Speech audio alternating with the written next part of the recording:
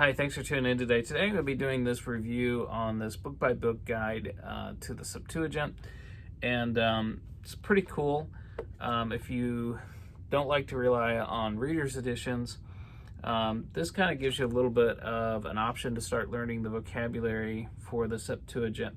And it's based on occurrence-based system, how frequently the word appears in a particular book. It lists the vocabulary for you. We're going to be zooming down on that in just a bit, but I want you to stay with me to the end of this video, because I think there's, for me anyways, I don't want to say this is a critique of this, but it is kind of a downside for me. So stay with me to the end of the video.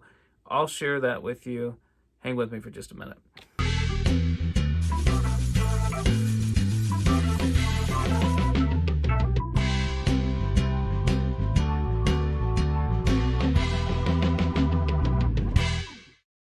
So this book has a guide, a New Testament vocabulary list for words you probably should have learned already.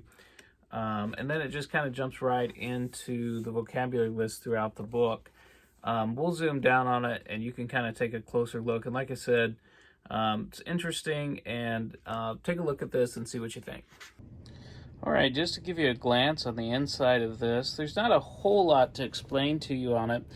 But as I said, stay with me to the end of the video, and I'm going to mention something to you. This is part of a whole series, and I think there's, for me anyways, there's one drawback for my purposes. But it gives you your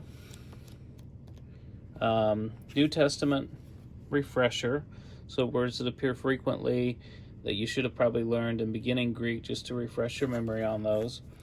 And then pretty quickly, it jumps right into the vocabulary. Oh, it also has a list of common proper names, so a lot of that material doesn't have to be repeated. But pretty quickly, you're into the book of Genesis, and it's giving you the vocabulary based on frequency through there. List 1, list 2, decreases in frequency. And the one thing I can tell you about this is that it's a lot of the words, if you've studied pretty extensively the vocabulary of the New Testament, you're going to know a lot of these words already. It's when you get down to the infrequent words that it's, stuff that maybe you haven't seen before in the New Testament.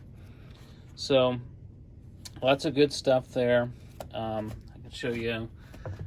The font size is probably about a 10-point font. Now, I was going to mention to you kind of the drawback is that they aren't really trying to get you up to 100% proficiency. They're not going to teach you all the words of the Septuagint. And so if you're only getting down to a certain occurrence number, and it varies per book how far down they go, you're often going to run into places, even if you learned all the vocabulary that's in here, you're still going to run into a number of verses that you would need to look up.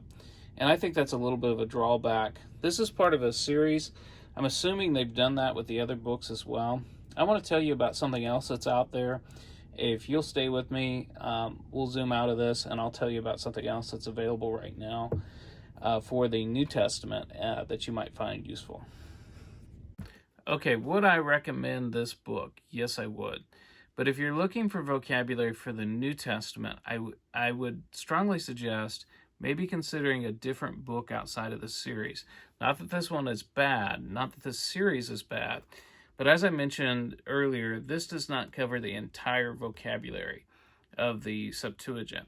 There's a different plan, a different layout. You can't find it on Amazon. You can't find it on Christian book distributors. Right now, Daryl Burling over at Master New Testament Greek has a book. It's a PDF book, which actually makes it better. It's easier to get the vocabulary out of it. That covers all the vocabulary in the New Testament and gives you a system for learning that vocabulary and a reading plan for getting through the New Testament. So it's got an order of books that you can read and a way to acquire all the vocabulary in the New Testament. And I think it's superior to this right here. A lot of people think, maybe they've watched his videos, that you have to join his membership program to get the use out of vocabulary that he has.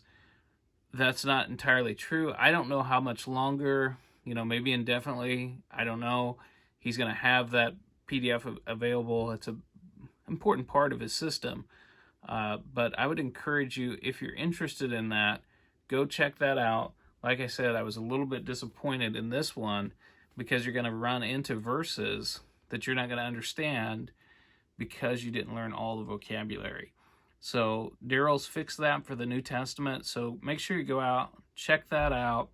And I want to tell you that I really appreciate you watching. And if this video has added value to you, make sure you hit the subscribe button, hit the like button, and hopefully this channel can continue to serve you. Thanks.